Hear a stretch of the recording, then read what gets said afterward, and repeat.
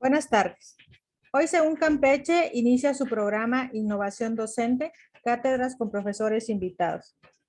Con esto buscamos que nuestros alumnos en su último año de estudios tengan a bien escuchar la expertise de nuestro profesor invitado, orientado a alguna asignatura de su plan de estudios. De igual manera, a nuestros alumnos de los demás grados, iniciar con esta práctica de conocer personalidades que nos aporten nuevas ideas y herramientas para su desenvolvimiento a través de su programa académico. Me permito leer un poco el currículum de nuestra invitada el día de hoy. Su nombre es Sofía Clevi. Nacida en Córdoba, Veracruz, estudió la carrera de Letras Españolas en la Universidad Veracruzana, la maestría en Desarrollo de la Educación Básica en la Universidad Iberoamericana y el diplomado en Filosofía para Niños en el Centro Latinoamericano de Filosofía para Niños. Luego de realizar su tesis sobre la educación autónoma zapatista, decidió iniciar un periodo que la llevaría a vivir con diversas comunidades del país, aprendiendo su sabiduría ancestral y descubriendo sus cosmovisiones. Así es como ha sido adoptada por comunidades raramuris, zapotecas, nahuas, mayas y choles. Y es en ese mosaico en el que se inspira para crear Corazón de Jade, que la llevaría a habitar la isla Holbox para dar vida a su segunda novela, Corazón Turquesa, que la llevó a su vez a un monasterio medieval en el sur de Francia a escribir Corazón Celeste. En este ínter ha escrito Jade, El laberinto de un sueño, publicada por Pearson Latinoamérica, la cual le permitió visitar muchas escuelas para conversar con los lectores sobre los sueños y los miedos. El río de Jade, obra inspirada en la navegación del río Usumacinta con The Clipper Tom Project, proyecto internacional de ciencia y arte con el que se quedó en apoyo de logística por 2 años en la ciudad de Campeche y a través del cual desarrolló propuestas creativas y de ecología con universidades, colectivos pesqueros, salas de lectura, mercados orgánicos y con la organización de la comunidad de Isla Arena. Sofía creó una marca de talleres de arte y lectura para navegar la piel de las palabras que nos habitan. Desde la narrativa corporal, la poesía a fuego lento y la narrativa en hilos bordados, con la cual promovió las llamadas poéticas extendidas. En el 2018 desarrolla La Tierra de Jade en la Sierra Madre Oriental, Oaxaca, en donde realiza por temporadas retiros de desconexión y arte, herbolaria de sueños y energía biocósmica. Del 2019 al 2020, formó parte del equipo de semilleros creativos dentro del Programa Nacional de Cultura Comunitaria en el estado de Veracruz para la Secretaría de Cultura, en donde coordinó en diversas comunidades originarias la labor de los hilados, teñidos, textiles, herbolaria y flores comestibles con los niños, niñas y adolescentes y jóvenes, principalmente de la tierra songolica. Actualmente radica en el Bosque de Niebla en Coatepec, en donde colabora con Café Col, el tema de café, educación y agroecología. Es correctora de estilo y da sesiones y talleres de escritura intuitiva y yoga de los sueños. Es una gran persona con la cual tengo el gusto y me siento muy dichosa de poder conocer y también haber participado en algunos talleres. Bienvenida, Sofía, y te dejo a mis alumnos para que platiquemos con ellos. Muchas gracias, Carla, y buenas tardes a todos los que ya andan por aquí.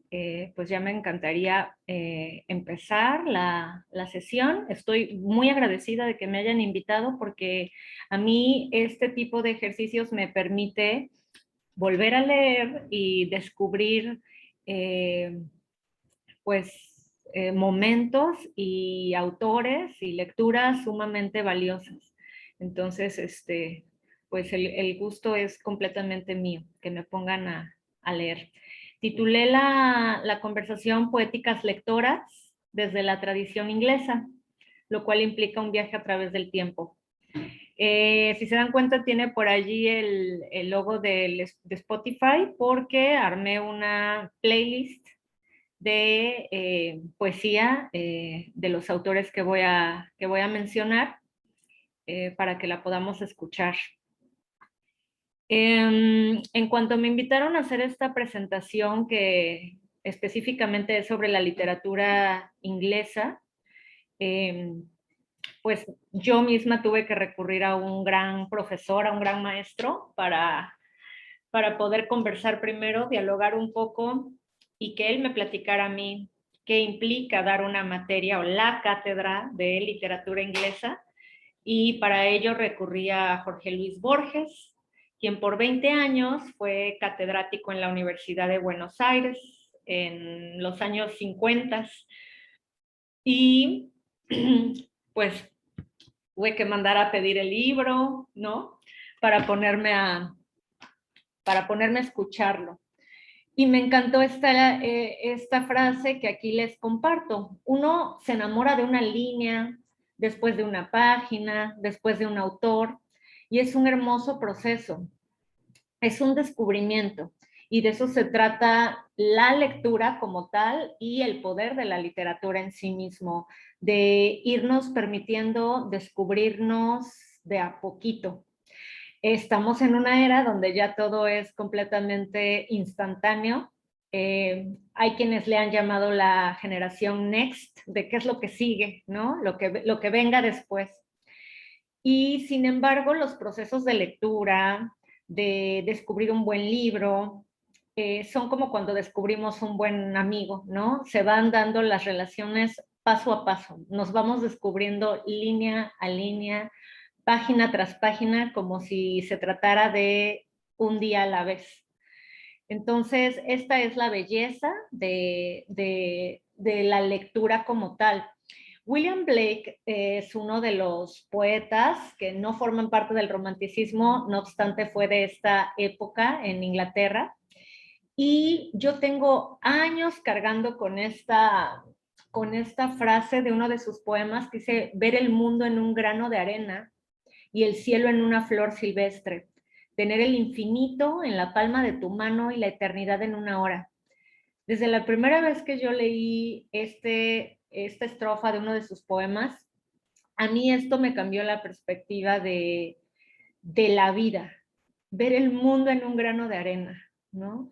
Y tener la eternidad en una hora, de darnos cuenta lo efímeros que somos, lo pequeñitos que somos aquí en la tierra, y que la poesía es una herramienta maravillosa que se encarga de ponernos en nuestro lugar, de darnos el lugar que ocupamos en estas medidas. Entonces, parto con William Blake porque somos lo que leemos. Hay una frase de un lingüista que dice, el límite de tu lenguaje es el límite de tu mundo. Y si se dan cuenta, esto es lo mismo que la frase de William Blake. ¿Cuánto es nuestro alcance de lo que vemos, de lo que deseamos, de lo que soñamos? Entonces, volvemos a la frase de Wittgenstein. Dice, el límite de tu lenguaje es el límite de tu mundo. Lo que la buena literatura genera es justamente un viaje más allá del tiempo y del espacio, pero que nos puede permitir motivarnos a viajar, motivarnos a salir de nuestros límites, de nuestra zona de confort y salir a descubrir el mundo, ¿no? Ahorita de pronto se vuelve más fácil reconocerlo por toda esta gente que desde Instagram nos muestra sus viajes, nos muestra todo lo que, cómo pueden vivir incluso, ¿no? De esta manera. Yo lo dejo aquí en imágenes que no dejan de ser poéticas, la luz, el fotografiar esa luz, el detenerte y mirar todo el horizonte, y si te gusta la fotografía, detenerte, ¿no? A capturar ese instante.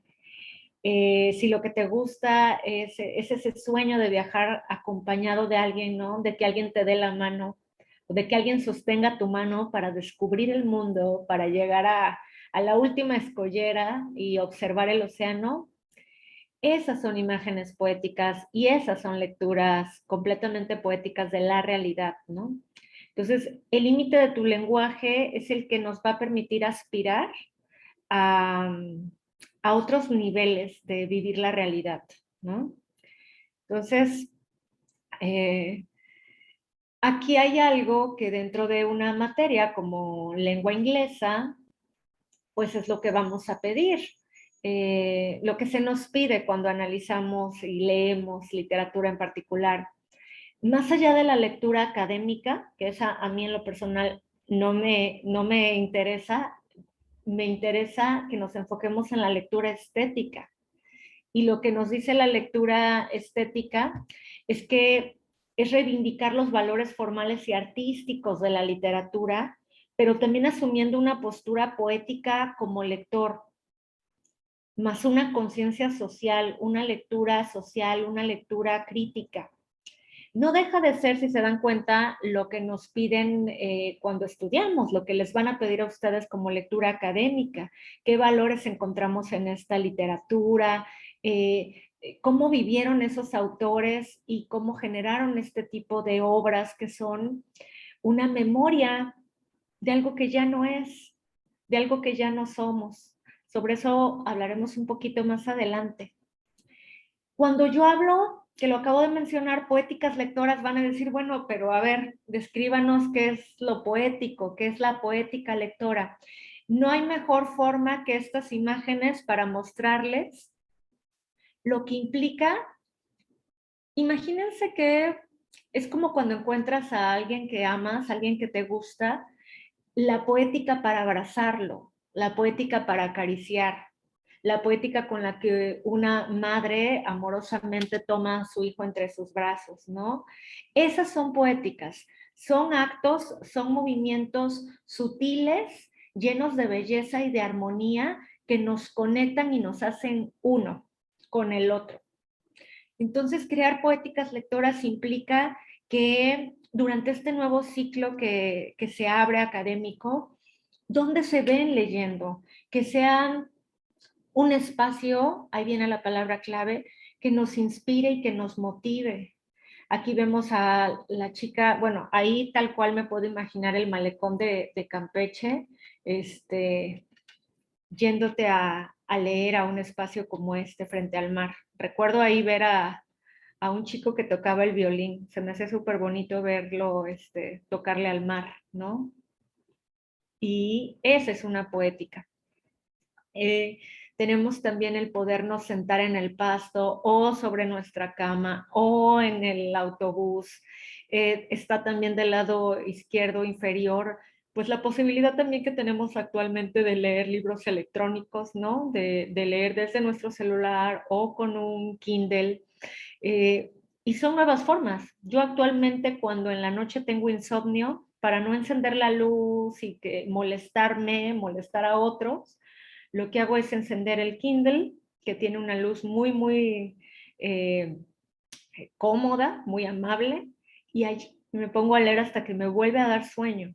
El asunto es justo cuánto podemos dejar el celular a un lado para podernos reencontrar con el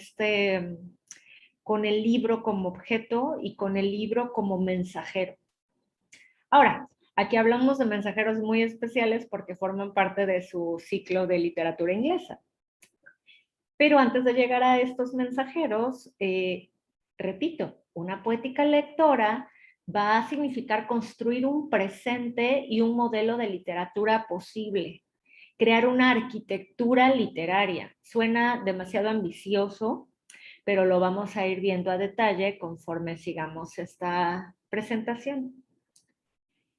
Dice aquí, bueno, lo dice Borges en su cátedra, en la escritura como en la lectura, lo importante es revelar la belleza y solo se puede revelar la belleza que uno ha sentido.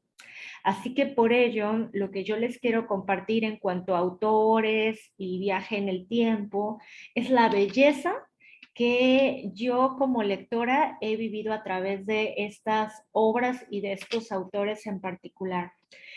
Lo importante es revelar la belleza y solo se puede revelar la que uno ha sentido, ¿no? La que hemos sentido bajo una noche estrellada, la que hemos sentido caminando en un jardín de luciérnagas, la que sentimos al observar el cielo y detenernos a contemplar sus tonos, o la de las texturas de las flores, ¿no? Todo esto es esta belleza revelada que a veces nos pasa ya de largo. Ese es otro tema. El asunto de cómo estamos dejando de percibir y de contemplar. Borges dice algo en lo que yo me supersumo y lo entiendo perfectamente. Juzgo a la literatura según el placer o la emoción que me da. Cuando uno estudia literatura es un poco difícil a veces porque te hacen leer cosas que son horribles, no te interesan, no conectas con la obra, pero las tienes que leer, es parte de una carrera. Sin embargo, ya que se queda uno con este placer lector, un buen libro es aquel que te genera placer o emoción, y si no, lee otro, ¿no? Dice, una cosa es el placer que la literatura causa y otra cosa es el estudio histórico de esa literatura. Hoy vamos a ver ese estudio histórico, pero desde el placer que a mí me provoca. Y sentir placer, estudiar la historia, no tienen por qué estar peleados, ¿no? No tienen por qué ser cosas que sintamos obligatorias. Desde el momento en el que sientan ustedes que las lecturas son obligatorias, ahí ya hay algo que está fallando. Tenemos que encontrarle justo el grado de placer a cada lectura. Y eso es de lo que me voy a encargar en esta presentación también. Así que vamos a hacer un pequeñito viaje al pasado, porque lo que son las colonias británicas, lo que es actualmente las Islas Británicas, en su momento, hacia el 500 después de Cristo, por supuesto, fueron colonizadas por Roma, eran una colonia romana, era la colonia más alejada. Entonces, ubiquémonos dónde está la República Romana, Italia, lo vemos en color naranjita, y todo lo que está alrededor en color amarillo son todas las conquistas que genera el Imperio Romano, que va a dar también por resultado las lenguas romances, ¿no? O las lenguas romanas o románicas. Todas esas lenguas que forman parte actualmente de es nuestra historia y es nuestro presente. Entonces, solamente para que aterricemos un poquito en este mapa de Europa, estamos en una época después de Cristo, 300 años después de Cristo, digámoslo así, donde el Imperio Romano es el más fuerte de toda esa región de Europa, y entonces se fueron expandiendo y podemos ver todo alrededor hasta donde llega, ¿no? Y cómo llega hasta las Islas Británicas. Entonces, en un inicio, lo que se hablaba en las Islas Británicas era, no en un inicio, antes a eso estaban los celtas, y el idioma gaélico, por supuesto, que todavía pervive, pero lo que se empieza a hablar es una especie de latín también. Pero antes de entrar en estos temas de las lenguas, de cómo estaba diseñado lo que era todo este lugar en el que vamos a concentrar nuestras lecturas, necesitamos revisar estas diferencias entre Islas Británicas, Reino Unido, Gran Bretaña, Inglaterra, y entender que Isla Británica es simplemente un concepto de geografía física que engloba a Escocia, Inglaterra, Gales, Irlanda y también a unas islitas menores que son las de arriba, las Faroe Island y las Shetland, y abajo las islas de Man, entre otras pequeñitas. Todo eso se le llama Isla Británica. A Reino Unido ya es como tal un concepto político, ¿sí? Y como lo indica aquí la presentación, el nombre completo es Reino Unido de Gran Bretaña e Irlanda del Norte. En total, las entidades que conforman el Reino Unido son Inglaterra, Escocia, Gales e Irlanda del Norte. Gales me faltó hace un ratito. Gales es como la hermanita menor de Inglaterra, y Escocia es como el hermano mayor y fuerte, y Irlanda, ¿qué vendría a ser? Gran Bretaña es como tal la isla británica que abarca 3 de las 4 entidades, ¿no? Que Gran Bretaña es Inglaterra, Escocia y Gales, digamos los 3 hermanitos. Inglaterra como tal es el reino dentro del Reino Unido. Es el que ha tenido toda la centralidad y hegemonía a través de la historia por la monarquía. Y bueno, aquí abajo volvemos a tener las British Isles y cada una en un colorcito diferente. Entonces, nada más para que recordemos, ¿no? Que hay una literatura, que es una literatura plenamente escocesa, la literatura inglesa, la gaélica y la irlandesa. Y toda ella está finalmente entretejida, pero cada una tiene sus variaciones lingüísticas y también incluso mitológicas, donde, por ejemplo, pervive toda la mitología celta, fue más hacia Irlanda. Vamos a ver otro poquito. Ya visto en lo que a nosotros nos toca, o en lo que a ustedes les va a tocar específicamente en su ciclo de literatura inglesa, pues vamos a ir ubicando. Primero vamos a centrar nuestra atención en el mapa central. Después, los romanos se van de esta región hacia el 400, hacia el siglo V, salen.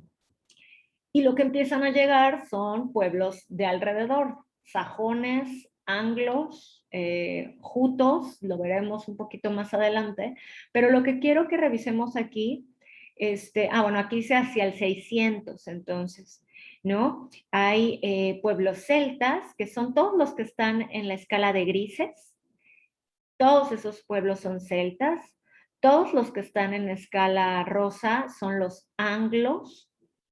Luego están los sajones en color oscuro y los jutos.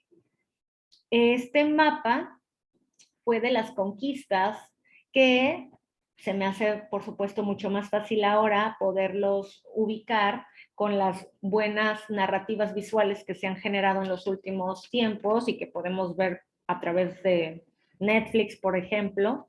Yo les sugiero, por ejemplo, esta serie que se llama The Last Kingdom, que justamente habla de los pueblos de Dinamarca, los sajones, que llegan a esta región a dominar las tierras. Y esta serie es bastante interesante, es muy buena y nos ubica exactamente en ese periodo.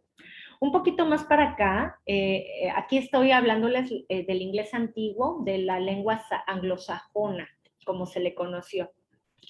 Más adelante, hacia el 1500, ya entramos en el inglés medio, en otro tipo de inglés. Aquí la película que yo les sugeriría también, excelente la actuación de este chico, del protagonista, la película se llama The King, y es un gran ejemplo también a nivel histórico y de contexto sociopolítico de la época en la que se vivía en esta región. Y más adelante, el inglés moderno bueno, de moderno ya tendría bastante poco, pero es de donde surge el inglés que va a llegar hasta nuestros días, del 1500, 500 años después, es la época de Shakespeare, la época isabelina y hacia acá adelante. Entonces, ahí la película que les súper recomiendo, por si no la han visto aún, es Shakespeare in Love. Creo que la selección que hice me lleva un poquito de rato, pero es como muy específica de los momentos históricos y que es una manera mucho más fácil de conectar con estos momentos. Ahora, yéndonos hacia la presentación del lado izquierdo, vamos a tener el inicio de la literatura inglesa a través de los llamados kennings. Los vamos a ver en un momento. Me encantaron los kennings.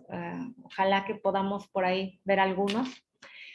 Vamos a tener la gesta de Beowulf, el bestiario anglosajón, poemas guerreros, porque sobre todo la literatura inglesa en un inicio era épica, era de batallas, disculpen ustedes, pero sin café no funciona. Eran pueblos de guerreros. Entonces la poesía, lo que se comienza a escribir, va a hablar sobre estos temas. Y un par ahí de poemas increíbles que son La visión de la cruz y La sepultura, son lo que conforman el inglés antiguo. Y como para poner un ejemplo de qué cosa es ese inglés antiguo frente al inglés moderno, tenemos, observen por favor, ya pueden ubicar de qué oración se trata. si se dan cuenta, no existía la V en el inglés moderno. Era una especie de U. Or thou shalt in heaven, hallowed be thy name. Thy kingdom come, thy will be done in earth, as it is seen in heaven. Give us this day our daily bread, and forgive us our debts as we forgive our debtors. And lead us not into temptation, but deliver us from evil. Amen. Sumamente similar al inglés actual. Entonces, por eso se le sigue llamando inglés moderno. Pero si nos vamos al viejo inglés, al anglosajón, entramos en conflicto. Ahí ya podemos ver un poquito de pervivencia del islandés y de las lenguas escandinavas. Entrando en Beowulf, este es un manuscrito de la crónica anglosajona hacia el 793. Observen, por favor, el idioma, la palabra, el vocabulario, la letra, ¿no? Cero que podamos entender inglés allí. Pero lo que me parece muy valioso es poder leer de qué se trata esta crónica. Este año terribles portentos asolaron a las tierras de Northumbria, el norte de Gran Bretaña, de Inglaterra, y atemorizaron miserablemente a sus gentes. Hubo terribles relámpagos de luz y se vieron feroces dragones volando en el aire. A estos ominosos signos siguió una gran hambruna, y muy poco después, el 8 de junio de ese mismo año, las hordas de hombres paganos cayeron sobre la iglesia de Dios en Lindisfarne. Nos están hablando de los momentos en que estos paganos, que eran los daneses, los sajones, que venían a conquistar estas tierras, llegaban sobre estas comunidades que eran todas en su mayoría, eran ya vueltas católicas, pues cayeron sobre ellos para conquistarlos. No hablamos de dragones literales, sino justamente del fuego que desató.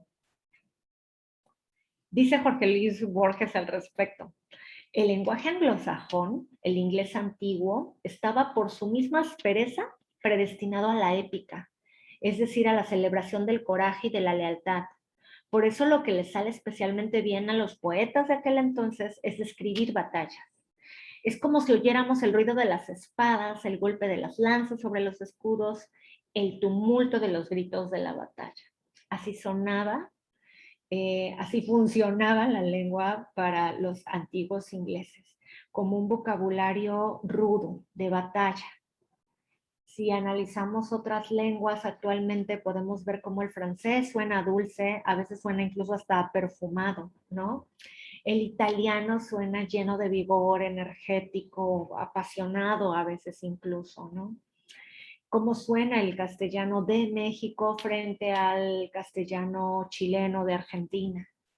Y dentro de nuestro tono, de nuestro acento como castellano mexicano, cómo suena el tono del habla de un campechano al habla de un poblano o de una persona de Monterrey, ¿sí? Entonces, todas sutilezas van a conformar también la palabra, y la palabra es finalmente el reflejo de cómo observamos esta realidad. Ahora, para volvernos ahora sobre el tema celta. Los celtas están increíbles. Me encantó volver a leer sobre datos lingüísticos de estas comunidades. Aquí lo dice claramente: hasta el 449, las Islas Británicas fueron la colonia más alejada de Roma, se hablaba el latín, más dialectos gaélicos. Los celtas, como lo pueden ver en este mapa, estaban en Iberia, que es actualmente España, en Portugal, en Suiza, en la región del Tirol, que es entre Suiza e Italia, en Bélgica, en Francia, en Bretaña, y solamente Gales e Irlanda son los que, como hace rato les mencioné, conservan la mitología celta. ¿Cuánto ubican ustedes de mitología celta? Eso en un ratito también lo conversaremos. Si alguien tiene alguna serie, ubica alguna buena serie sobre la mitología celta, valdría la pena que nos compartiera. Los sajones eran germanos del mar parecidos a los vikingos. Recordemos que la palabra germano, de donde va a quedar Germany, la actual Alemania, significa o proviene del latín, la lengua romance, hermanos. ¿Por qué? Porque fueron toda una serie de distintos territorios que se unieron para poder entrar en otros territorios en avanzadas que pudieran conquistar. Eso hicieron los sajones. Eran germanos de mar. ¿Por qué? Porque ellos viajaban de manera marítima para poder llegar justamente a las costas británicas. La zona de origen de los celtas la podemos ver con rayitas arribita hacia Escocia, hacia el este de Irlanda y hacia Gales. Y abajito hacia Portugal hay origen celta, de los primeros. Las expansiones en color verde se dieron hacia el siglo VI y V antes de Cristo. Ahí se empezaron a expandir hacia Galicia, hacia ciertas zonas específicas de España, y todo lo que es la región francesa se llenó también de celtas. De hecho, hay una zona que se llama Brocelianda o Broceliand, que es una zona que pisas allí y te sientes en la época celta y casi a punto de encontrarte con un duende o un hada. Es increíble. Se llama Brocelianda. Son jardines, son parques inmensos. Ya la expansión en los siglos siguientes, pues, se fue hacia las zonas más, híjole, se fue casi hasta Medio Oriente, hasta la zona Gálata, o sea, Jerusalén, Turquía, bueno, ahí dice Macedonia, se fueron hacia las zonas bálticas, hacia República Checa actual, lo poblaron todo. Entonces, de celta también hay mucha tradición que finalmente por lo castellano va a llegar hasta nosotros. Específicamente hablando de mitologías germanas, conocemos las Edas escandinavas. Los nombres de los dioses, como les acabo de mencionar, quedan hasta nuestros días en castellano y en inglés. Monday, el Monday, que era el día de la luna, que para nosotros queda en lunes, tal cual luna. Thursday, que es el día, el martes de Mercurio, tal cual. No, perdón, ahí el martes era Marte, por supuesto. Y Wednesday, que es Mercurio, miércoles, que forma parte de la sacralidad al dios Odín, Wotan o Woden, ¿no? Entonces, ese es el miércoles Mercurio. El jueves es el Jove para los latinos y en inglés quedó como Thursday o el día de Thor, que finalmente para nosotros es el día para Júpiter, el jueves. El sábado es el Saturday, que es el día Saturno. Sunday, que es la Doménica, el día del Señor, el día del Sol. Y estas son las formas que al 2021 aún seguimos manejando, al menos en castellano y en varias lenguas inglesas, anglosajonas, los días de la semana. Sabemos que en Portugal son día 1, día 2, día 3, hay muchas lenguas en las que esto cambia, pero a nosotros todavía nos queda esta reminiscencia de los dioses escandinavos traídos por mitologías germanas. Y bueno, también existía un alfabeto. La historia de los alfabetos es una belleza. ¿En qué momento al hombre y a las comunidades se les ocurre generar formas de escritura, lenguaje escrito para poderse comunicar y para para poder entregar mensajes, para poder dejar testimonio de las batallas, de las situaciones que vivía cada comunidad. Tenemos entonces el alfabeto rúnico anglosajón o footwork. El inglés antiguo anglosajón tuvo una forma temprana del idioma inglés hacia los años 425 al 1125 y estas eran las letras de este alfabeto. Es lindo porque al mismo tiempo la letra también significa específicamente un símbolo. Por ejemplo, la que podemos reconocer como una X, que es la letra G y se dice Gifu, de allí surge la palabra gift, que es regalo, ¿no? Junto está win, que es como se le decía a la letra W, y aunque win lo reconocemos como ganar, lo que significaba era joy, alegría, o de ahí viene al español la palabra júbilo, y el júbilo es cuando ganas algo, cuando te sientes ganador, cuando te mereces recibir el premio, ¿no? Entonces ahí tenemos win, joy, júbilo, ¿no? Y podemos ver justo en el medio está la letra S que se pronunciaba Sigel y significaba sun, o sea, sol. Y así podemos observar cada una de estas runas que hasta el día de hoy se siguen leyendo de manera esotérica. Hay quien tira las runas, no me ha tocado todavía eso, pero hay personas que de manera mucho más estudiosa lo están haciendo para preservar esta lengua como, híjole, en el maya ya no quedarían como tal un alfabeto maya, ¿cierto? Pero sí aquellos que preservan el estudio de la lengua y sus símbolos. Vamos a entrar al origen, que me parece maravilloso, de la literatura inglesa, que son las Kenningar o Kennings. Y es un recurso poético que viene de Islandia. Y a grandes rasgos es una metáfora. Por ejemplo, en lugar de decir el pájaro, decían el guardián del verano. En lugar de decir la sangre, era la cerveza de los piratas. El corazón, tesoro del pecho. La guerra, clima de armas. El escudo, luna de los piratas.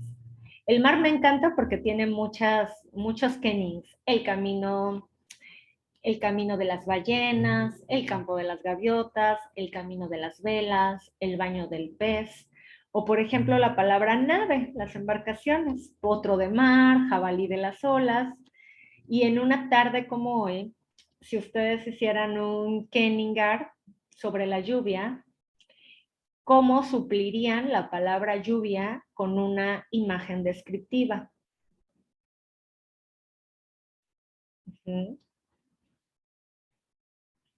Entonces, este tipo de recursos eran los que se comenzaron a usar, se volvieron muy famosos y todo el mundo reconocía que cuando decían la cerveza de los piratas ya sabían que se referían a la sangre, ¿no?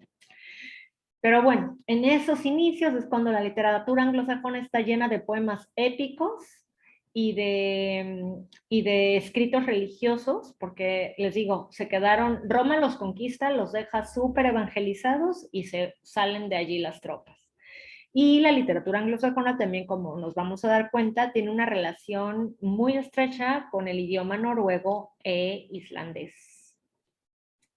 Aquí tenemos por aquí ya la gesta de Beowulf, que es la más famosa de las gestas, donde hay un kenning para la palabra cuerpo y lo dicen como la casa de los huesos. Y bueno, nos platican brevemente Borges en su libro que Beowulf comienza con el funeral de Schleswig y termina con la del protagonista.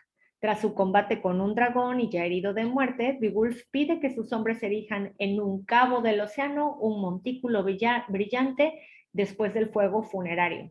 Y será un recuerdo para toda la gente que lo honraba, ¿no? Esto habla de los ritos funerarios que eran muy importantes para los guerreros y para toda gesta. Había ritos funerarios que era el encendido de antorchas para poder despedir el alma de los héroes en las batallas. Tengo por aquí, a ver, voy a intentarlo, voy a intentar abrir, buscar con Google. Bueno, aquí tenemos precisamente qué interesante. Nunca había hecho esto. Nos abre, pero no se encuentran los documentos para la búsqueda. Bueno, pues regresamos a aquí. Las elegías anglosajonas, que tenemos allí es Jorge Luis Borges. Si notan su mirada un poco perdida o peculiar es porque recordemos que a esa edad Borges ya se había quedado ciego de tanta lectura, pero recordaba los libros casi completos, las líneas de manera sumamente precisas. Aquí hay un poema que se llama La visión de la cruz o la Oda de la Cruz, y es un poema que habla de un árbol. La voz es un árbol que empieza a narrar cómo fue convertido en la cruz donde Jesucristo fue crucificado. Esas son las elegías, son los poemas de la tristeza, los poemas de la muerte, y que se llama The Dream of the Ruth o The Vision of the Cross, y que al español fue traducido como La visión de la cruz. Espero que lo logren ver en su ciclo de literatura inglesa, porque es un poema sumamente bello. Y donde el que habla, les digo, es el árbol, ¿no? Es la madera. Hay otra cosa, yéndonos un poquito más adelante en la literatura inglesa, que a mí me parece fascinante, porque si lo escucharon en un inicio, yo me dedico en gran medida a... ¡Ay, la lluvia! Bendiciones a la tierra. ¡Ay, qué buenísimo está este! Sí, y me encantará, por favor, tomen notitas para que al final podamos conversar y hagamos preguntas y comentarios valiosos. Es súper importante. Entonces, bueno, yo por aquí los leo. Eh, a mí me interesa particularmente el tema de los sueños. Yo soy soñadora lúcida desde niña. Más allá del tema de volar o salir al astral y cosas así, es el reconocer información desde los sueños para poder acelerar procesos durante la vigilia, porque no hay en realidad una diferencia entre el sueño y la vigilia, simplemente la capacidad de tener una conciencia plena, una conciencia lúcida. Nos vamos a topar con algo en la literatura inglesa y era en la capacidad de soñar. Dice aquí T.S. Eliot, que fue un gringo que terminó ganando el Nobel en 1948 y se quedó a vivir en Inglaterra porque estudió en Cambridge y en Oxford. Le fue bien a este hombre. Dice aquí, ahora nosotros no creemos mucho en los sueños. Les damos un origen fisiológico o un origen psicoanalítico. Pero en cambio, en la Edad Media, cuando la gente creía en el posible origen divino de los sueños, esto los hacía soñar, no solo soñar sueños mejores. Y efectivamente nos vamos a encontrar que para ellos los sueños eran un mensaje divino. Para la mayoría, no para todos. Pero eso les permitía tener premoniciones, poder reconocer qué cosas estaban pasando de este lado de la realidad. Y sobre eso me voy a enfocar un poquito más adelante. Hay otro tema importante ya ubicándonos en la Edad Media, y es que decían que Dios había escrito 2 libros.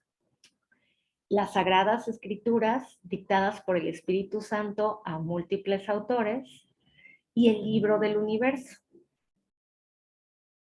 Como si esta realidad, como si esta vida se tratara de un libro. Esta idea la va a retomar Shakespeare, que decía que estamos hechos con el mismo material con el que se tejen los sueños.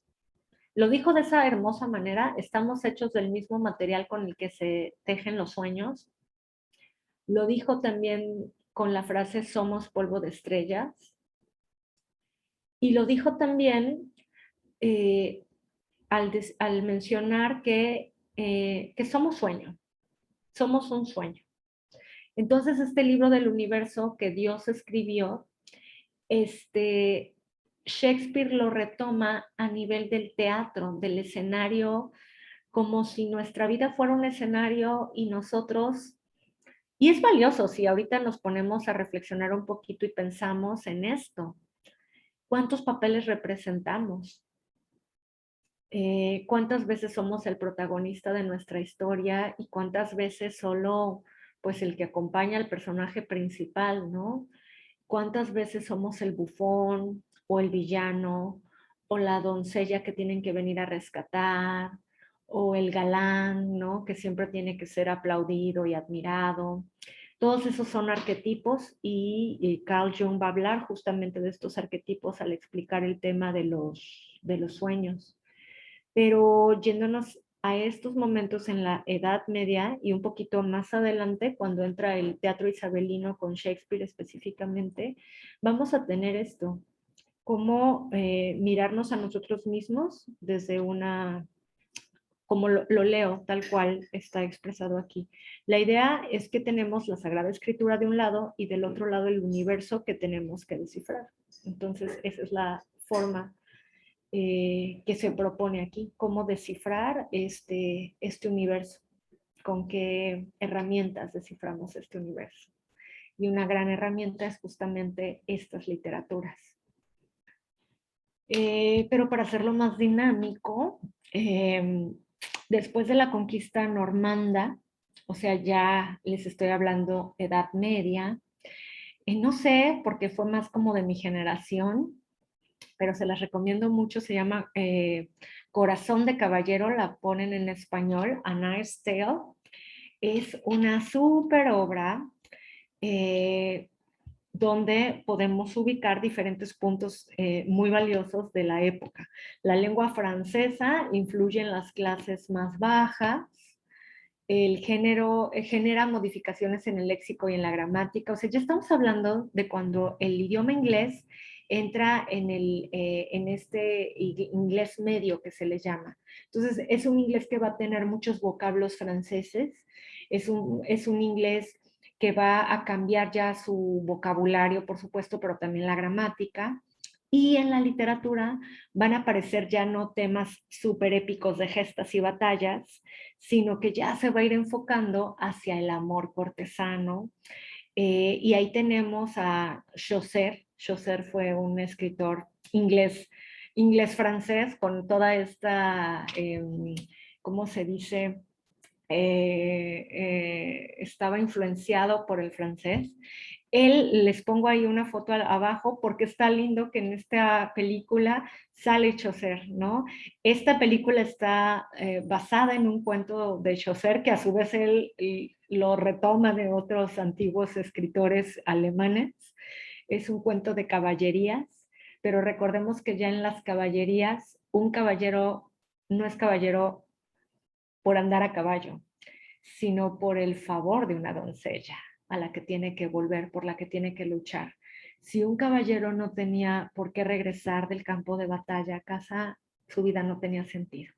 Entonces, aquí ya estamos pasando del tema de la batalla, del coraje, del defender territorios o apropiarse de territorios, lo vamos matizando ya con el tema religioso, del amor a Dios, del temor a Dios, de los castigos divinos y toda esta tradición religiosa, y se va suavizando a este género de caballerías y de amor cortesano, donde también va a estar implicado muchos temas de la corte del rey Arturo, de las cuales también hay múltiples narrativas visuales que también podríamos ver y desde allí revisar el contexto, ¿no?, en el que ocurren. Esta apúntenla, se las recomiendo.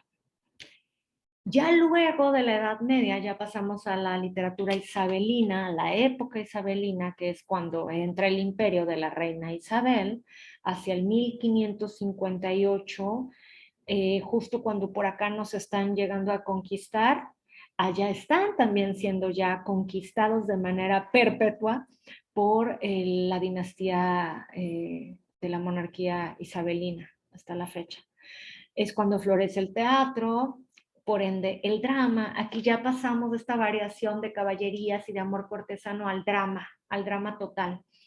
Pero acá también entra otro tema y es que está el Renacimiento en Italia y Italia redescubre a los clásicos griegos y romanos, a los clásicos del teatro de allá. Entonces todo esto llega hasta Inglaterra, pasa por Francia, llega a Inglaterra y pueden ubicar, creo que bastante bien esta escena, que es la escena de Shakespeare en Hamlet, que la frase del ser o no ser, to be or not to be. Me voy a saltar todo lo que es Shakespeare para poder regresar a este tema de los sueños. Estamos hablando de poéticas lectoras desde la tradición inglesa. Esto implica formas de descubrirnos leyendo, enamorándonos de una tradición que a la vez nos permite hacer un viaje en el tiempo, que nos permite redescubrirnos más allá de soy mexicano, soy de Campeche, soy hijo de, estudiante de, o, más allá de todo eso, ¿qué ser humano eres viajando por este universo? ¿Qué estás descubriendo? Y qué te permite la literatura descubrir. Entonces aquí lo que yo les presento son dos imágenes de un lago en Inglaterra que actualmente ya está como patrimonio de la humanidad. Y justo en ese lago se fueron a vivir estos poetas, estos escritores que tienen aquí en la siguiente lista. Algunos se quedaron a vivir allí, otros iban nada más a visitar. Y ahí nace el romanticismo. El periodo romántico de Inglaterra va del 1790 hacia 1830. Los creadores como tal fueron William Wordsworth junto con Samuel Coleridge. Ellos sacaron un escrito donde su poesía mostraba ya toda una temática no de drama, sino de la naturaleza y del amor por el ser humano en el entorno en el que habita y en el cielo y en el ocaso. Y por supuesto en el amor de pareja, pero muy relacionado con la naturaleza. De aquí, Sir Walter Scott creó la obra de Robin Hood. Robin Hood todavía es libro de caballería, pero ya entró en el romanticismo. Vean si pueden la película de Robin Hood. Pero el libro es una joya. El libro vale mucho la pena que lo lean.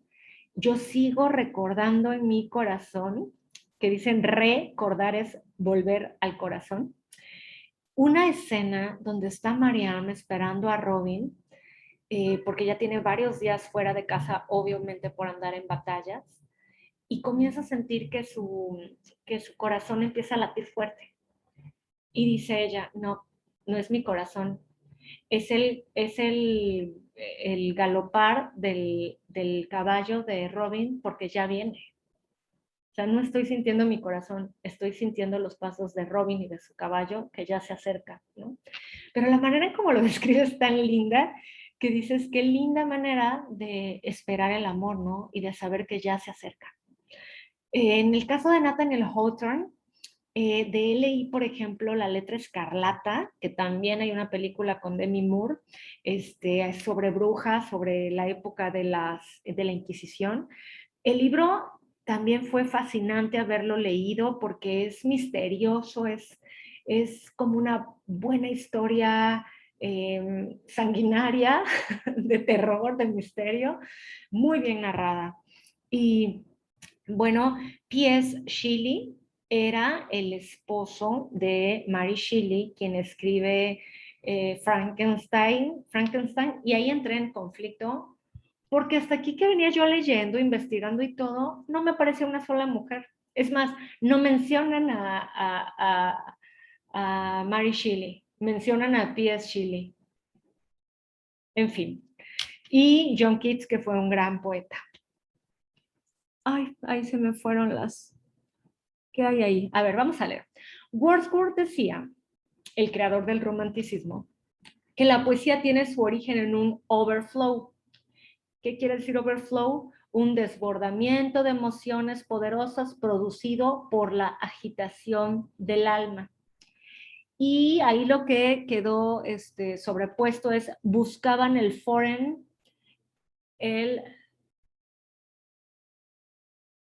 aquí ya era de noche cuando lo hice. Dice aquí, cuando era joven todas las cosas tenían un esplendor. Ah, sí, buscaban de foreign splendor. Cuando un romanticista quería escribir, quería desarrollar un poema o una obra literaria, ellos buscaban el desbordamiento de las emociones y buscaban el esplendor que nos da el salir a buscar. Y dice aquí Wordsworth, cuando era joven, todas las cosas tenían un esplendor, una nitidez que ha ido borrándose después. Y esto lo cito tal cual en inglés. Las cosas tenían the freshness and the glory of a dream. Las cosas tenían la frescura y la gloria de un sueño. Es ese volver al origen y buscar, volver al campo, a las emociones que nos da el descubrirnos uno con la naturaleza. Esa era la búsqueda del romanticismo. Coleridge, por ejemplo, escribió, y lo puse aquí con letra grande porque me parece buenísimo este título, El tiempo verdadero y el tiempo imaginario. Ese fue un libro en el que nos habla justamente del tiempo verdadero, que es el que ocurre aquí afuera, y el tiempo imaginario, que es el que ocurre en nuestra mente, en todo aquello que somos capaces de imaginar, soñar, visualizar. Y esa es la fase en el 2021 a la que hemos entrado, a que todo lo que seas capaz de creer, puedes crearlo, lo cual implica mucho esfuerzo, dedicación y disciplina, no es magia, pero visto desde la literatura, el romanticismo nos da una prosa del ensueño, de sentimientos, de emociones y de naturaleza. Aquí me quise compartir en esta capilla en Londres o en un pueblito cercano de Londres, donde te sientas a escribir y puedes también usar las vestiduras de aquel tiempo. Así que para mí fue como estar en un sueño dentro de un tiempo verdadero. Y ya que me dio como la nostalgia de buscar mi época por allá, pues les comparto estas breves imágenes. Hay una arquitectura musical desde los sueños. ¿Por qué arquitectura musical? Porque la música se compone de 3 elementos fundamentales que son ritmo, melodía y armonía. Una buena obra, un buen poema, también tiene ritmo, melodía y armonía. Un buen viaje, un buen sueño, un buen momento compartido, tienen ritmo, melodía y armonía. Hay una música, pero esa música, como esa capilla que se ve en la parte de atrás en la fotografía, es una arquitectura que hay que saber trazar, diseñar, imaginar y construir. Repito, todo este tema de escribir y crear una realidad más cercana a nuestros sueños implica muchísima construcción y muchísimas horas de labor. Como vemos aquí en la imagen al abuelo que está pintando esta calle junto al Big Ben, ¿sí? Todo implica esfuerzo, contemplación, serenidad, concentración. Y voy a regresar con William Blake, del que les hablé al principio. porque William Blake fue de la época romántica, pero él no fue romántico. Él más bien era visionario. Él veía, escuchaba cosas, veía en el arbolito, un arbolito que había en el jardín de su enorme casa, veía ángeles, pero también veía demonios. O sea, él sí tenía una capacidad muy grande con respecto a lo sensorial. Así que William Blake, que escribió Las bodas del cielo y del infierno, imagínense qué nivel, él en un inicio era ilustrador y grabador, pero también resultó ser un gran escritor. Él dijo, se los pongo también en español, "When the doors of perception are cleansed, men will see things as they truly are, infinite." Cuando las puertas de la percepción sean purificadas, podremos ver la realidad tal como es, infinita. A este autor inglés lo lee un autor también inglés, Aldous Huxley,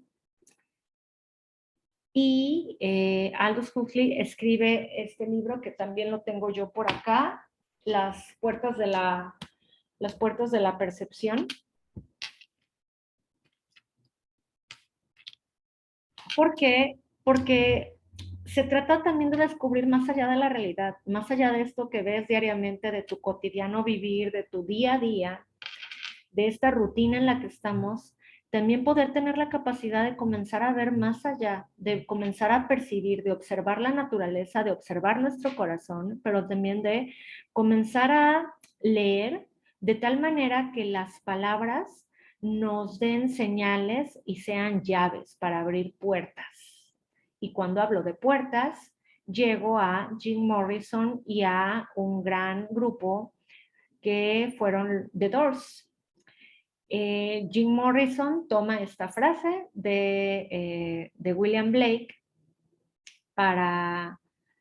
y que la tomó a través de Aldous Huxley, este otro escritor, para poder darle nombre a su banda de rock, que fueron The Doors, ¿no? Y dice, hay algunas cosas que sabemos y cosas que desconocemos, entre ellas están las puertas. Me encantó encontrar esta frase porque efectivamente entre lo que conocemos y entre lo que no conocemos están las puertas, y eso actualmente dentro de lo que es la energía biocósmica, que es un tema que también trabajo, se habla de portales. Hay portales físicos, hay portales energéticos y hay portales durante el día, ciertos días. Y para hacer simplemente unas cuantas menciones, tenemos por ejemplo Stonehenge, tenemos Craignadoon en Escocia, tenemos portales en Teotihuacán, tenemos portales en Chapultepec, que nos pueden pasar a otra dimensión. Sin embargo, son cosas vetadas que casi no leemos, nos quedamos con lo que nos dan las películas, como lo típico, y dejamos de investigar y descubrir que las puertas están allí para poder interdimensionarnos, que ya es otro tema, pero un tema que finalmente ya se puede hablar con más soltura que mucho tiempo atrás. Esto lo habría dicho, si yo digo algo como esto, es bruja. Ahorita es algo que ya está conectado con la física cuántica, que ya está reconectado con el tema de los cristales del tiempo como un nuevo estado de la materia. A nivel científico estamos ante un gran cambio que nos permite concebir esto, que para estos autores era algo como de vena poética, de inspiración divina. Ahora ya no lo es, ahora también ya comienza a formar parte de nuestras realidades. Y bueno, hablando de mujeres, me tuve que dar a la tarea de buscar unas cuantas que a mí me parecen fascinantes. De Beatrix Potter. Beatrix Potter fue una ilustradora que también creó sus propios cuentos, los cuentos de Peter Rabbit. Hay una película bien linda con Renée Zellweger, ahí me faltó ponerles una imagen de esta película, pero simplemente escriban Beatrix Potter. De este nombre saca J.K. Rowling el nombre de Harry Potter, haciendo honor a Beatrix Potter, que fue una mujer para su época, pues excepcional. Ella, vendió sus libros en una época en que una mujer era incapaz de soñar con ponerle su nombre a un libro y publicar ese libro y vender ese libro. Y no solo venderlo, que ese libro fuera reconocido y requerido. Entonces, gracias a lo que ella ganó, se compró no sé cuántos acres cerca de estos lagos de los romanticistas y allí se quedó a sembrar y a continuar con su ilustración y cuentos de Peter Rabbit. Así que tomen nota de Beatrix Potter para que la busquen y busquen la película.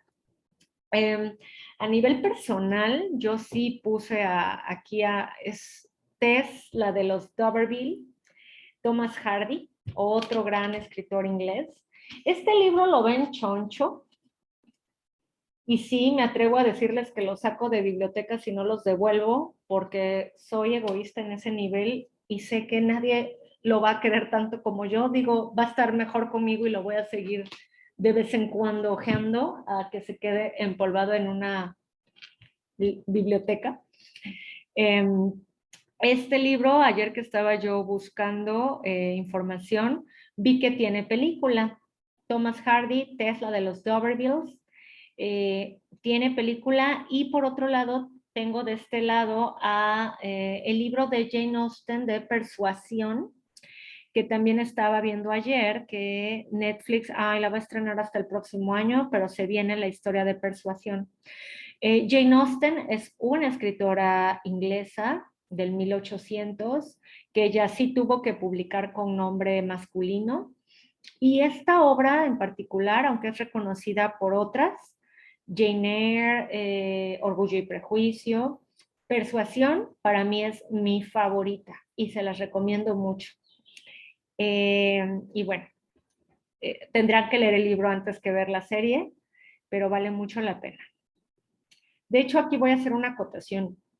Me parece valioso, cuando yo leí esa obra, que ya tiene varios años, que la forma en que se enamoran y la forma en que tienen sus valores y se comportan en esa sociedad, para mí se me hacía como si yo fuera una extraterrestre que no conociera nada al respecto y fuera la primera vez que escuchaba cómo funcionaban las reglas sociales y amorosas en una sociedad como la victoriana que le toca aquí a la protagonista de Persuasión.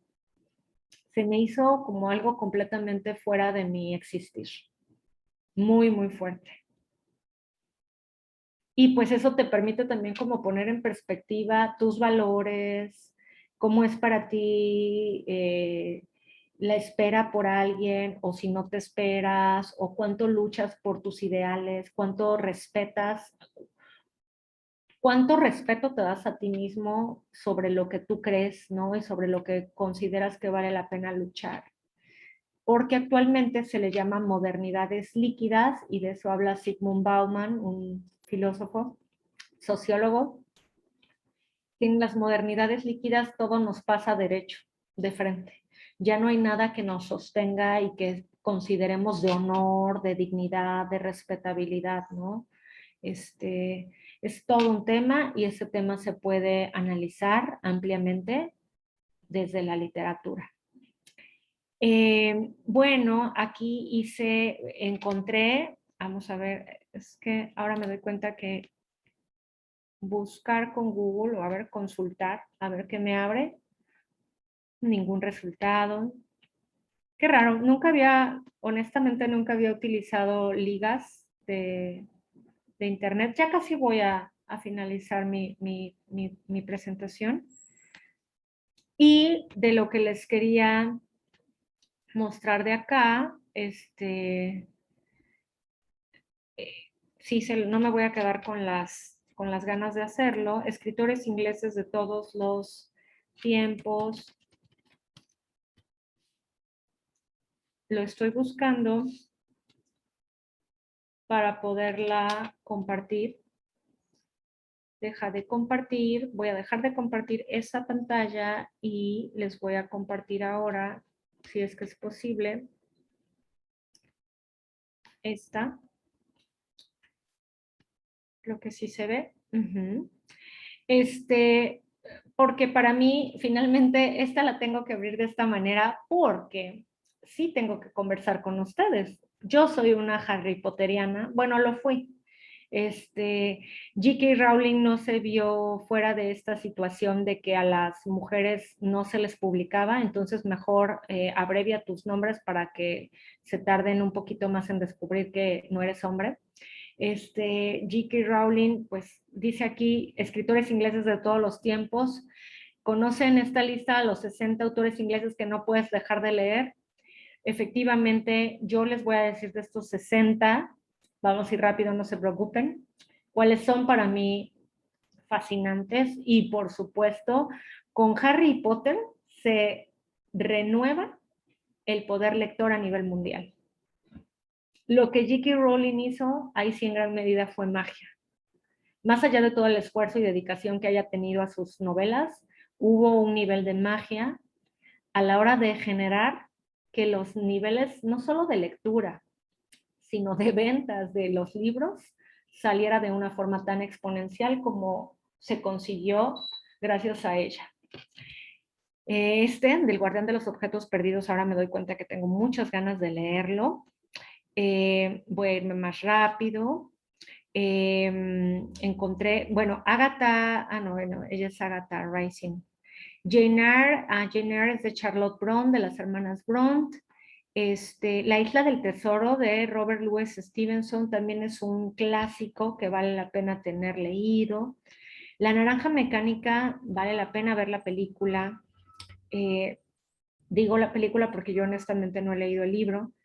De Jojo Moyes, que es ya lo contemporáneo, pues muchos debieron ver la película, que es súper linda, pero también el libro se disfruta mucho.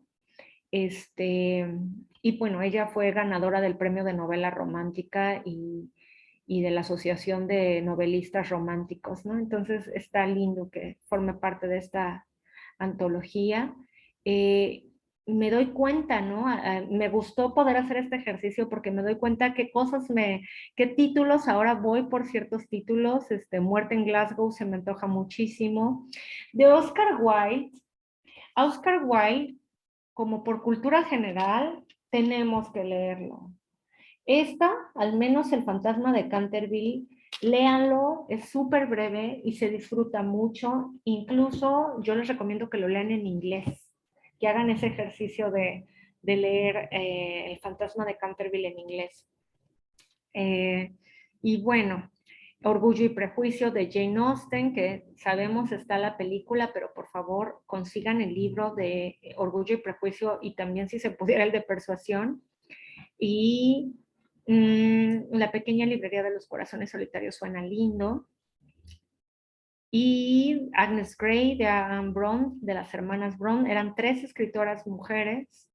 Y en fin, Arthur Conan Doyle, el escritor de Sherlock Holmes, también hizo narrativa histórica. Eso me llamó la atención porque lo desconocía. Y se repite La Isla del Tesoro. Alicia en el País de las Maravillas también es un texto sumamente importante. También Alicia a través del espejo. Recordemos que Lewis Carroll fue un gran matemático y la manera en que él pudo compartir su trabajo científico, extrañamente, curiosamente, fue a través de un libro aparentemente para niños. Pero lo que él habla ahí de los cambios dimensionales se están logrando reconocer y entender hasta estos momentos, hasta estos tiempos. Así que vale la pena. Los viajes de Gulliver, por supuesto. Frankenstein es hermosísima. También se las recomiendo mucho que la vean. Que la lean. La versión que hizo precisamente Daniel Radcliffe no, pero esa era del Dr. Jekyll. Olvídenlo. Pero Frankenstein, la novela, es hermosísima y es dulce. Es una novela dulce, no es una novela ruda. Es dulce y triste. Es romántica completamente. Cumbres Borrascosas, que ha sido llevada al cine múltiples veces. Honestamente, no es el tipo de literatura que a mí me gusta, tanto drama y deseo y pasión, como que no. En fin, con esto cerramos por acá Drácula de Bram Stoker, aunque yo ahí más bien le sugeriría la novela de La historiadora de Elizabeth Bishop, me parece. Es una obra súper bonita y es un gran viaje que podemos hacer junto con ella hasta donde nació la tradición de Drácula. Voy a dejar de compartir esta pantalla ya para, para poder terminar mi presentación y pasar a, a lo que ustedes quieran y gusten compartirme. Creo que cerré mi presentación. En un momento la abro porque ya casi estamos al final. Ese no lo puedo cerrar. A ver, ahí voy. Denme un segundo.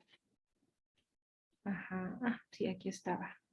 Y bueno, voy para allá, alguien sumamente valioso en mi haber como escritora, como lectora, aquí estuvo siempre, es Virginia Woolf. A Virginia también la invité esta tarde.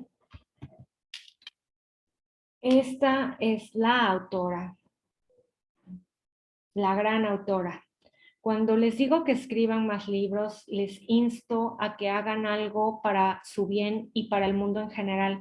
Esta frase me interesa mucho porque hay personas con deseos de escribir sus memorias, una carta, sus cuentos, su diario de sueños, y le teme a su propia escritura, le teme a esta posibilidad de compartir. Y no hay que temerle para nada, hay que dejarnos escribir. Justamente Jorge Luis Borges decía que la escritura es el espejo que nos devuelve el reflejo más honesto de nosotros mismos, el más real. Entonces, solo escribiendo, muchas nos reconocemos, muchos nos reconocemos, no es un tema femenino, es un tema humano. A la hora en que te escribes, que expresas suavemente lo que quieres decir, cuando nos faltan las palabras, mirarnos de frente, no llorar, no discutir, está la palabra escrita para decir aquello que necesitamos expresar. Y no solo es un bien nuestro, es un bien para el mundo. Y la palabra es medicina, eso hay que tenerlo muy claro. Leer, escribir y cuidar la palabra es un proceso medicinal, es un proceso que nos sana. Por eso puse aquí a mi querida Virginia Woolf, hermosa. Y con esto cierro. Escribí un poema hace años en Campeche porque amo Campeche. Campeche es como un libro bonito que lleno de un libro de aventuras, un libro familiar, un libro de romance, un libro donde te la pasas bien, un libro que no te quieres acabar. Para mí eso es Campeche y más con ese mar ahí al lado y con esos atardeceres. Entonces, yo estaba en la biblioteca central viendo hacia el parque y estaba yo leyendo un libro que me fascinó y escribí este poema y se los voy a leer. Se llama Cuando un libro llama, un lector se enciende. No leas mi final, ábreme siempre desde la primera hoja, búscame en el inicio de la primera frase, pálpame de a poco, siente la piel de la que estoy cubierta. Está bien si me miras primero desde afuera. Acerca tu nariz, olfatéame y en secreto déjame escuchar los recuerdos que te provoco. Ojéame rápidamente. Déjame sentir las llamas de tus dedos en el filo de mis límites. Ciérrame de golpe entre tus manos, pero no me dejes caer sobre la mesa. Ven, acércate. Revisa mi índice. Deja que te vaya contando de a poco lo que he venido a ofrecerte. Sí, trae contigo ese café. Quiero mirarte bebiendo de ese pozo negro mientras que con tu mirada nos habitamos mutuamente. Te regalo cada una de mis palabras. Dame a cambio cada uno de tus silencios. Respiramos lento. Tú miras tras la ventana, tus ojos se pierden en el paisaje con el kiosco y la catedral. Yo sigo entre tus manos existiendo, amada, presencia real de las horas.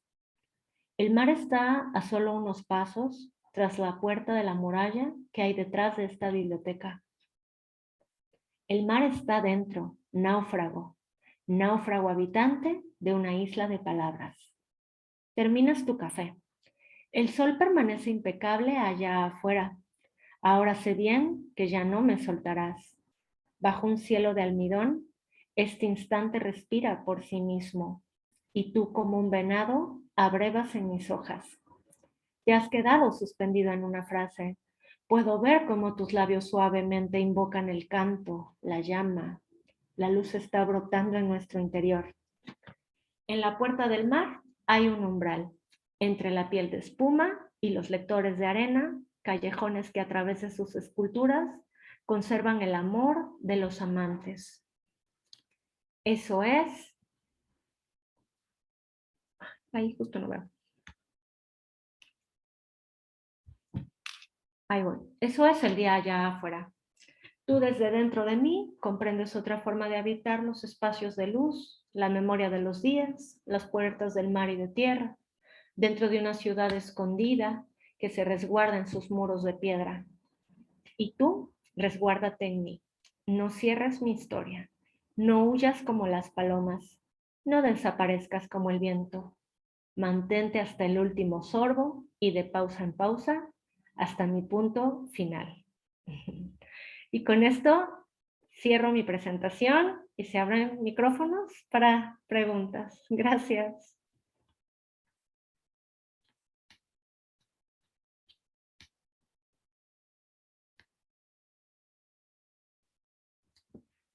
Ay, claro que les comparto la lista de los libros, con gusto.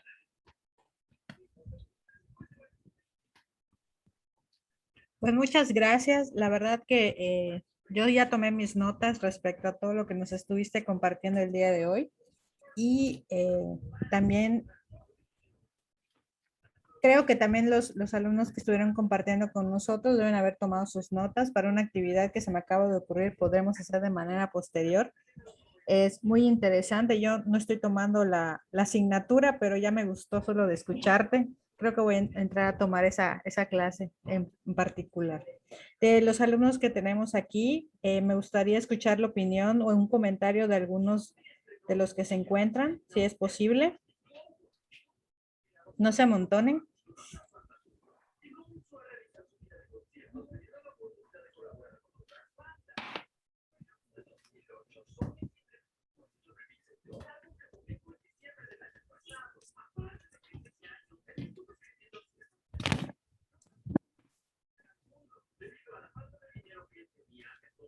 Voy a creer que estamos como como en la época como tú mencionaste, ¿no? A ver si están todos ahí o solamente están con la pantalla, ¿no?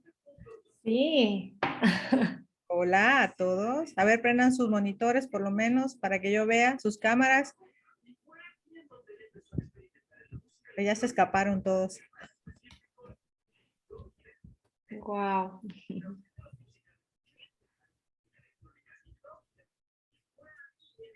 Bueno, independientemente de que pongan sus cámaras o hagan un comentario, Sofía, déjame decirte que la verdad que estoy bastante contenta de mi lista que acabo de aumentar para algunas lecturas. Yo fui la que te pidió el link para poder revisar. Ajá. Y también permíteme, yo te recomiendo si puedes en algún momento mirar una película que se llama Medianoche en París. No sé si ya la viste. Es Ay, claro que sí. maravillosa, ya aparecen algunos autores como participantes. Ajá, Scott Fitzgerald, ajá. Lord Me Byron también acuerdo. sale. Lord Byron. Sí, valdría la pena que la vuelva yo a ver, me gustó. Así es. Sí, buena idea. igual la serie que habla de Mary Shelley, igual la acabo recién de ver. Allá explica cómo empieza a ser el libro, ¿no? De Frankenstein y cómo sale de ella esa historia, ¿no? Que obviamente yo tenía en Ah, la ¿ese en cabeza dónde otro tipo. está? Esa la vi en Netflix, si mal no recuerdo. ¿Y así se llama? Mary Shelley. Sí, Creo que sí. así se ¿Pero es llama. película o es la serie? Es una película. si Ah, es mal- la peli. Ajá. Sí, Sí, no la he visto. sí, es bastante interesante. Realmente hay de mucho material ahí. Pues bueno, aquí tengo una pregunta que nos hicieron, te la leo.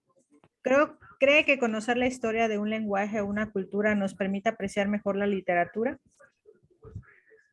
Conocer la historia, claro, pues lenguaje, cultura. Por supuesto, y por eso desde allí partimos, ¿no? Conociendo un poquito su historia. Y es que, ¿sabes qué? También que luego viajas y ni te enteras de nada, ¿no? Solo fuiste y te tomaste fotos bien bonitas, pero ni te enteraste qué ocurrió en ese lugar, por qué se vive de la manera en cómo se vive en cada lugar. Ahorita hay una obra escocesa fue muy famosa también en Netflix, que es la de Outlander. Así, Está buenísima, ¿no? Y nadie podría como pues, llegar tan fácil a esos lugares y descubrir esto que mencionaba hace rato de los portales, de las zonas que tienen una energía y que te pueden pasar a otras dimensiones y que sonaba hace mucho o no hace tanto a ciencia ficción y ahorita ya, o sea, si nosotros lográsemos entrar a esta literatura con mayor como atención y cuidado y no más allá de, ay, me aburre, ay, esto no tiene nada que ver conmigo, sino intentar darle chance, descubriríamos cosas que nos abren efectivamente, como lo pregunta Jennifer, a otra cultura, pero también a otra forma de ver el mundo y de ampliar justamente nuestro lenguaje, como al inicio era lo que decía, el límite de tu lenguaje es el límite de tu mundo. Si de pronto por aquí muchos se quedan en silencio, ¿qué límites no logramos pasar, no? Y están esos límites, la escucha, la atención, en fin, todo un trabajo ahí. así es.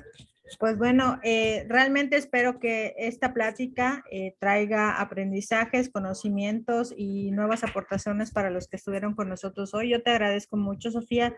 La verdad que yo sí disfruté mucho todo este paseo que nos diste y pero en lo personal, yo quedé súper encantada con tu participación.